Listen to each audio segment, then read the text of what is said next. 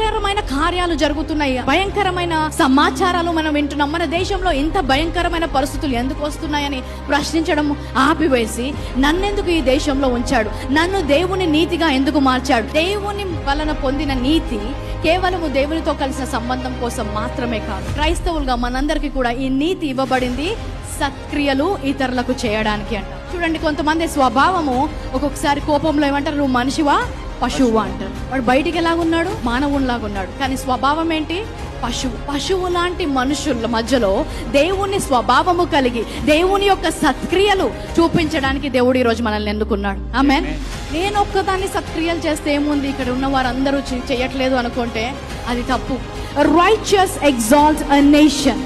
ఒక దేశాన్ని మార్చగలిగేంత నీతి కార్యాలు దేవుడు నీలో ఉంచాడు. మా దేశం బాగుపడట్లేదు, మా దేశంలో ఇలాంటి కార్యాలు అవుతున్నాయి, ఈ దేశం ఇంకెప్పుడు బాగుపడదని ఇతరుల మీద నిందలు వేయడానికి మనం ఇక్కడ లేదు. నీవెందుకున్నావో, నీ ద్వారా ఏ సత్క్రియలు బయలుపరచబడాలో అది నువ్వు చేయడం మొదలు పెడితే ఆ సత్క్రియల ద్వారా ఒక దేశానికి మార్పు రావచ్చు.